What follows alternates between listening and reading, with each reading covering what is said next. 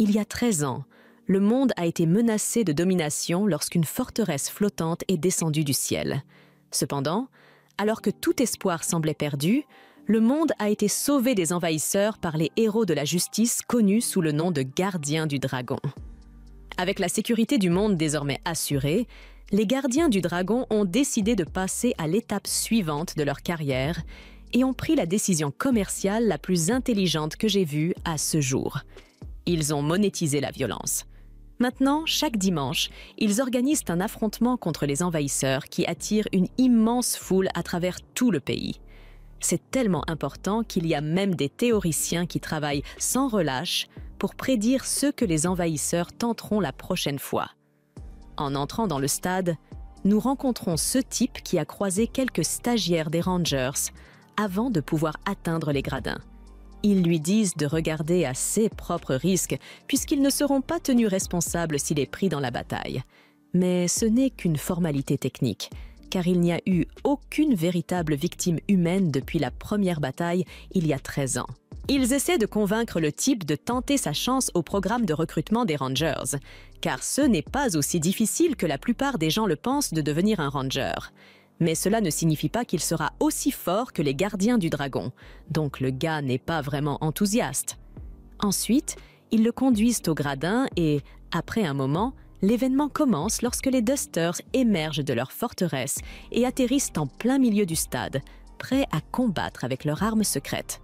Les spectateurs dans les gradins sont excités d'obtenir leur dose hebdomadaire de violence intense, et ils n'ont pas à attendre longtemps pour cela, car les Rangers arrivent peu de temps après. Le monstre tigre que les Dusters ont amené comme arme secrète est censé être un monstre constitué des rancunes collectives de tous les tigres sur Terre. Donc il va donner des rayures de tigre à tous les animaux sur Terre et créer le chaos. Cela peut sembler stupide, et ça l'est définitivement.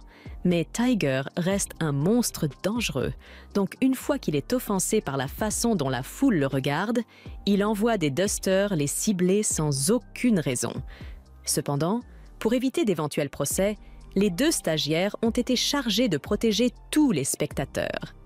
Suzukuri se lève pour retenir les Dusters, tandis que Sakurama est responsable de mettre les gens en sécurité, chacun s'occupant de sa tâche. Pendant que ces deux-là s'occupent de limiter les dégâts, les gardiens du dragon affrontent le tigre qui lance une attaque explosive qui les fait tous voler. Ils disent que la puissance du tigre est supérieure à tout ce qu'ils ont pu affronter auparavant. Mais le gardien vert a une solution universelle pour y faire face. Il suffit de lui lancer un gros rocher. 6 attaques semblent avoir bien fonctionné pendant un moment, car le tigre est complètement écrasé. Mais après un moment, le tigre se relève et déclare qu'il lui faudra plus que cela. Il prend alors la forme d'un des êtres les plus puissants connus de l'anime, Truck-kun, pour le tuer parce qu'il est immortel. Les Rangers forment une chaîne humaine pour tenter d'arrêter la charge de Tiger Truck, mais ils finissent par se faire écraser tous en même temps. Tiger Truck se met en route et charge vers les Rangers. Tiger reprend sa forme normale et les spectateurs commencent à s'inquiéter car les gardiens du dragon ont l'air de perdre. Cependant, les dragonniers se relèvent quelques instants plus tard et déclarent que tant qu'il y aura des personnes vivantes à protéger, ils jureront de ne jamais cesser de se battre pour leur sécurité. D'un autre côté, nous voyons comment les Dusters gèrent la situation et il semble que tout cela ait été planifié depuis le début. Ils s'attendent à ce que les gardiens tirent sur eux avec leur canon spécial et ont même préparé tout un discours en CS de défaite. Mais ils se rendent compte que l'un d'entre eux, Fighter D, est là alors qu'il n'était pas censé être de garde aujourd'hui. Alors que les gardiens tirent avec leur canon, Fighter D rompt la formation et court vers le souffle de l'explosion. Après le tir, nous avons un flashback sur ce que les Dusters étaient en train de faire 1 heure avant le début de l'affrontement. Ils étaient dans une forteresse flottante, paniquant parce qu'ils n'arrivaient pas à trouver de bonnes idées pour l'affrontement de cette semaine avec les Rangers. C'est difficile parce qu'ils sont obligés de trouver de nouvelles idées chaque semaine et qu'ils font cela depuis 13 ans maintenant, alors ils vont tout simplement être à court d'idées à un moment ou à un autre. Mais si vous vous demandez pourquoi les Dusters se sont retrouvés coincés avec la description du poste de producteur de télévision, Tout a commencé lorsque les gardiens du dragon se sont battus contre l'invasion. Ils avaient tué tous les chefs de la forteresse, mais ils avaient laissé les Dusters en vie, car ils étaient pratiquement inoffensifs. Maintenant, les Dusters passent leur journée à se précipiter pour trouver de bonnes idées de monstres afin de combattre les Keepers. Fighter G décide alors de prendre l'initiative et élabore un plan pour créer un monstre musclé géant. Tout le monde aime l'idée, mais Fighter A la rejette, car ils ne peuvent pas se contenter d'un monstre aussi vague.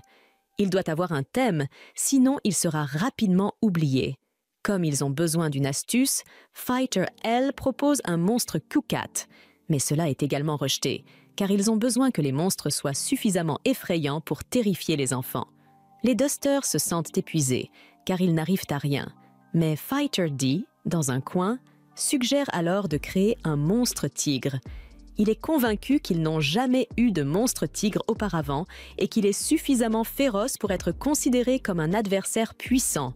Donc, c'est l'idée parfaite. Bien qu'il soit toujours sûr qu'il va perdre de toute façon, Fighter D n'aime pas le fait que ses camarades aient abandonné toute tentative de victoire. Alors, il essaie de les encourager à garder espoir qu'ils puissent un jour triompher des Dragon Keepers. Mais les autres Dusters semblent peu concernés par ces paroles. À ce rythme, Dee s'inquiète qu'ils ne parviennent jamais à accomplir leur mission. Mais cela fait tellement longtemps que les autres ne se souviennent même plus de leur mission initiale. Leur mission était de dominer entièrement le monde. Alors même si leurs patrons sont morts, il veut encore la réaliser. Son ambition ne lui vaut que des moqueries de la part de ses camarades, car ils ont tous accepté leur vie médiocre. Mais Fighter D ne peut s'y résoudre, alors il s'en prend à eux tous. Plus tard, alors que Dee est allongé au sol après leur altercation, il est approché par F, qui lui dit qu'il devrait essayer de rester plus calme, car cela ne sert à rien de se battre entre eux. Au cours des 13 dernières années, ils ont affronté les Dragon Keepers 1000 fois, mais ils n'ont remporté aucune bataille, car le jour de leur défaite, ils avaient convenu de continuer à envahir la Terre une fois par semaine, chaque dimanche, dans le cadre d'une trêve avec les Dragon Keepers, mais ils ne peuvent pas laisser les gens découvrir que tout cela n'est qu'une mascarade. Les Keepers ne les considèrent probablement même plus comme une menace, alors ils devraient juste accepter qu'il n'y a aucune chance de les battre. Fighter A intervient et demande si tout le monde est d'accord pour essayer un monstre tigre cette fois-ci, et si c'est le CS, quelqu'un devrait se proposer pour imiter le tigre pendant qu'il consulte l'encyclopédie pour comprendre ce qu'est un tigreur. Le combattant Z prend la parole et dit qu'il fera de son mieux. Il jette un coup d'œil à l'encyclopédie et, en se basant sur la description, il se désintègre et forme le meilleur monstre tigré auquel il puisse penser. De retour au présent, après le coup de canon, les Dusters devaient tous se reconstruire dans leur forteresse pour achever leur défaite. Mais Dee est resté sur place et a commencé à se régénérer dans l'arène pour pouvoir enfin remporter une victoire contre eux. Les Rangers se rendent compte qu'il ne reste plus qu'un seul chasseur et que l'image du canon dragon va souffrir si les gens pensent qu'il ne peut pas tirer sur les chasseurs. Alors Pink conseille vivement à Dee de retourner à la forteresse avant que la poussière ne retombe pour que la foule ne le voie pas. Cependant, il en a fini avec tous ces jeux truqués et veut donner aux Rangers un vrai combat pour une fois, mais il est encore assez faible et je ne suis pas sûre que cela fasse une différence pour eux. Comme la foule a vu Dee, Red est obligé de gérer la situation. Il se précipite devant Dee et lui dit qu'il a joué son rôle, mais qu'il ne doit pas se faire d'illusions et penser qu'il peut vraiment gagner. Il est le méchant de l'histoire. Il doit donc savoir où est sa place. Red le coupe alors en deux, et les autres Rangers tirent un coup de canon sur son corps tranché. De retour à la forteresse, le combattant F se demande pourquoi Dee n'est jamais revenu avec eux. Mais il répond que ce n'est pas surprenant, car il y a un tas de gens comme lui qui se sont enfuis parce qu'ils ne pouvaient pas supporter la façon dont les choses sont. Mais en l'état actuel des choses, faire ce que les Rangers leur disent de faire est leur seul moyen de survivre. Plus tard, Dee se reconstruit à l'extérieur de l'arène et une chose lui est apparue clairement après ce qu'il vient de vivre. Il n'est pas fait pour être un méchant, vu son état de faiblesse. Mais si les choses continuent ainsi, il sera toujours l'esclave des Rangers, quoi qu'il fasse. Alors qu'il dit cela, il se transforme en humain, le même que celui que nous avons vu entrer dans le stade. Et juste au moment où il finit de se transformer, Suzukiri apparaît sur le toit et le reconnaît. Elle lui demande ce qu'il fait ici, et il invente une excuse. Il veut avoir une meilleure vue du champ de bataille depuis le toit. Mais elle change de sujet et lui demande ce qu'il pense de l'affrontement d'aujourd'hui. Suzukiri lui demande alors s'il est prêt à passer l'examen de recrutement et à devenir garde forestier, lui aussi. Il pense que ce serait un bon moyen pour lui de devenir plus fort et de vaincre ses ennemis. Plus tard, Dee se rend au quartier général des gardiens de dragons pour s'inscrire au cours de formation. Pendant qu'il y est, il demande à la réceptionniste si les gardiens de dragons sont dans le bâtiment en ce moment, mais on lui répond qu'ils n'y sont pas, même s'il s'agit de leur quartier général. Quelques instants plus tard, il est abordé par Sakurama qui est ravi de voir qu'il a choisi de venir passer l'examen de recrutement. Dee ne le reconnaît pas au début, mais au bout d'un moment, il se souvient qu'il a rencontré Sakurama en même temps que Suzukiri. D'ailleurs, Suzukiri arrive juste après lui et s'excuse auprès de Dee pour le comportement trop amical de Sakurama. Il s'est juste excité après qu'elle lui ait dit que Dee se présenterait à l'examen de recrutement, mais qu'il n'y avait aucune garantie qu'il le réussisse pour commencer. Sakurama pense qu'il est impoli de dire cela en face de Dee, alors il essaie de le réconforter en lui disant qu'il croit qu'il peut réussir l'examen s'il le veut suffisamment. L'encouragement est agréable, mais Sakurama commence à se rapprocher un peu trop de Dee, ce qu'il n'aime pas parce qu'il est socialement maladroit, mais aussi parce que les combattants ont des os naturellement fragiles, alors toutes ces étreintes sont en train de briser son squelette. Alors que Dee panique encore, il remarque que Suzukiri le regarde droit dans les yeux, et c'est l'expression caractéristique de la suspicion.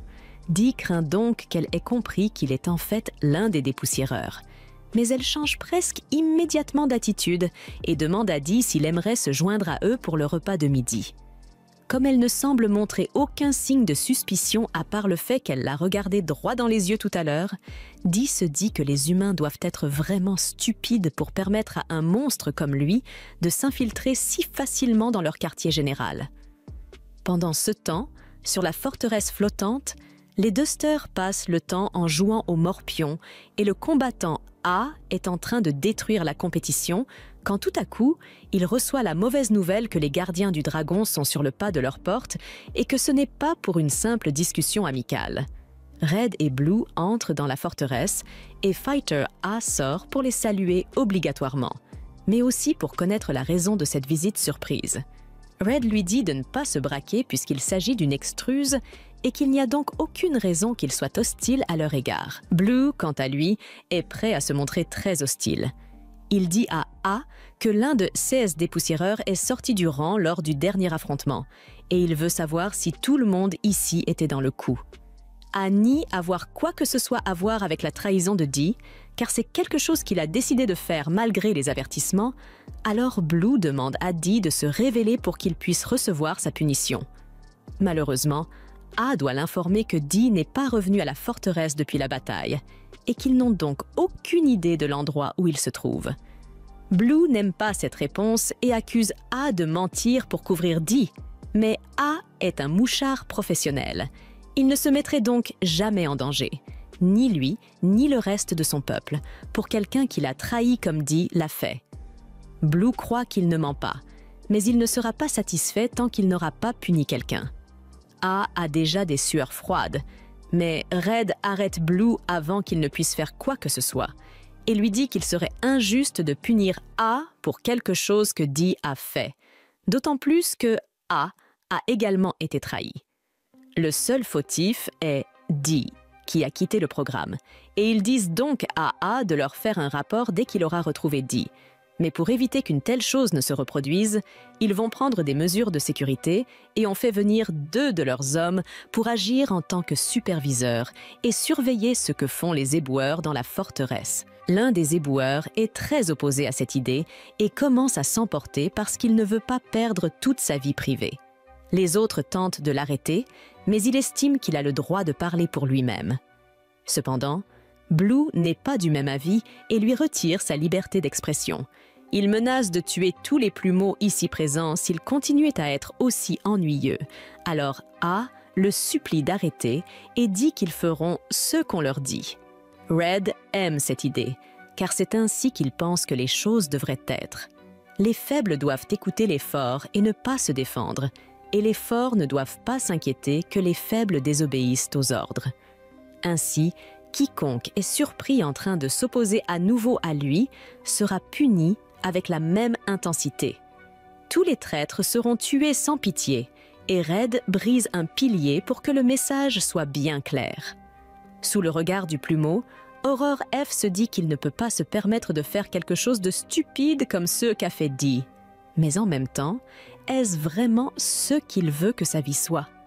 Un cycle sans fin de servitude envers les gardiens du dragon. Pendant que les éboueurs sont menacés de soumission, Dee déjeune d'un steak et montre en même temps qu'il ne sait pas se tenir à table. S'éloignant de son comportement étrange, Suzukiri soulève la question qu'il a posée plus tôt sur le fait que les Rangers ne sont pas à leur quartier général. Et, en fait, ils ne sont presque jamais dans le bâtiment car vous avez beaucoup plus de chances de les trouver dans leurs garnisons respectives. Sakurama ajoute à la conversation que le devoir des Rangers ne se limite pas à l'extermination des monstres. Ils aident également la communauté et assistent parfois la police dans le règlement des conflits, mais en fin de compte, rien de tout cela ne serait possible sans le soutien du public. Après avoir entendu Sakurama parler de l'importance de l'opinion publique pour les Rangers, Dee évoque distraitement le fait qu'il détesterait probablement que les gens découvrent que les épreuves de force sont des mises en scène. Au moment où ces mots sortent de sa bouche, il se rend compte qu'il s'est trompé, mais Suzukiri lui donne un moyen de se reprendre en lui demandant s'il fait référence à une vidéo conspirationniste qui prétend que les batailles entre les Rangers et les Dusters sont toutes fausses.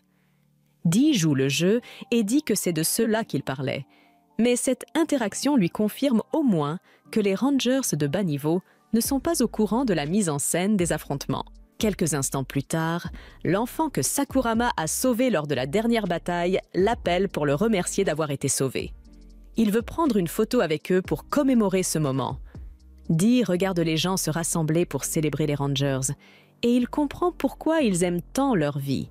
Car qui ne l'aimerait pas s'il était couvert d'éloges aussi souvent? Au bout d'un moment, la pause déjeuner des Rangers est terminée, et Suzukiri dit à Sakurama qu'ils doivent retourner au travail. Ils font leurs adieux à Dee, mais alors qu'ils partent, il entend Suzukiri dire qu'elle va se rendre à la garnison rouge et il a une idée. Il appelle le gamin de tout à l'heure et lui demande s'il peut voir la photo qu'il vient de prendre avec Suzukiri et Sakurama. Une fois que le gamin la lui a montrée, il la regarde longuement et attentivement avant d'utiliser l'image comme modèle pour se transformer en Sakurama. Il le fait devant l'enfant, ce qui n'est pas très judicieux puisqu'il prend peur et s'enfuit, mais comme son visage correspond désormais à celui de Sakurama, Dee peut entrer dans la garnison rouge en suivant Suzukiri. Elle devait venir ici pour remettre une lettre au gardien rouge, mais elle dit qu'elle ne s'attendait pas à ce que Sakurama veuille l'accompagner après tout.